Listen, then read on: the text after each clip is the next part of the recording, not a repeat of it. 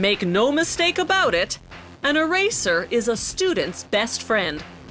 Whether it's attached to the top of a pencil or on its own, only an eraser can quickly rub out an error.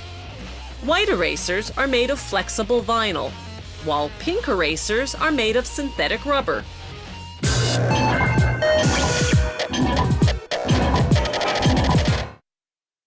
In 1736, a French explorer observed South American native Indians using a certain tree resin to make bouncing balls. He brought this resin back home, and before long, Europeans discovered it could rub out lead pencil marks, hence the term rubber. There was just one problem. After a while, rubber would rot. That dilemma was solved a century later by one Charles Goodyear, who developed a curing process to prevent rubber from rotting.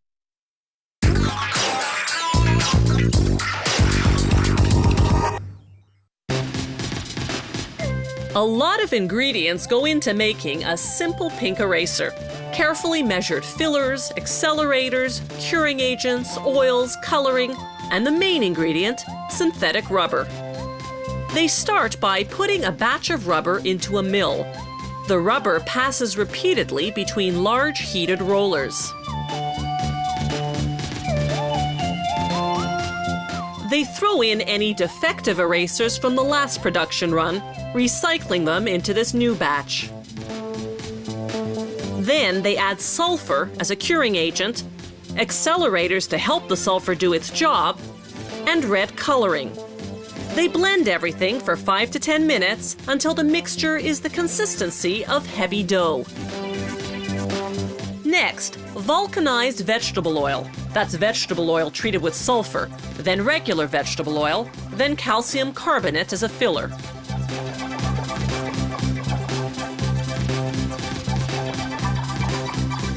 When the color and thickness are just right, workers remove the rubber, which by now is hot and soft as a result of all that milling. They leave it to cool and harden at room temperature for about half a day.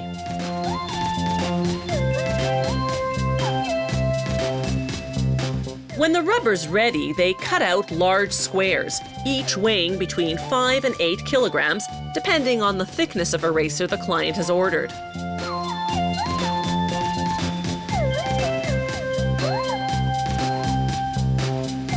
The squares go into a steam-heated press to cure for about 20 minutes at 163 degrees Celsius. The pressure compacts the rubber, while the intense heat hardens it. They trim off the excess, then submerge the hot rubber squares in cold water to stop the curing process. To make erasers that erase both lead and ink, they cut beveled strips from 2 batches of rubber, one pink and one blue.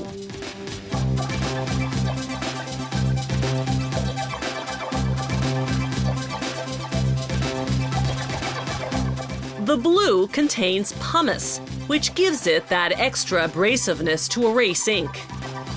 They pair up each pink with a blue to form a 2-color strip. Then it's into the steam press.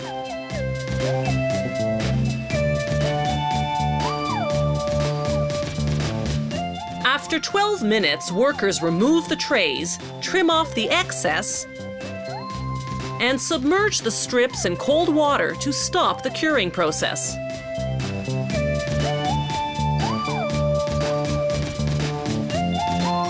Then an automated machine chops the strips into pieces the size of erasers.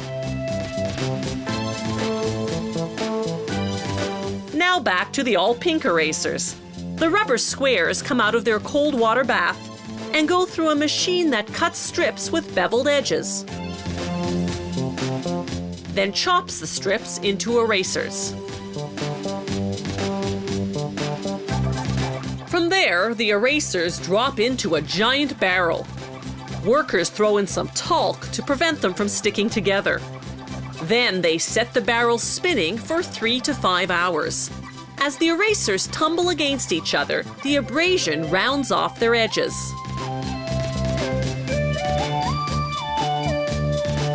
The last step is printing. A machine stamps each eraser with the company name and the model number.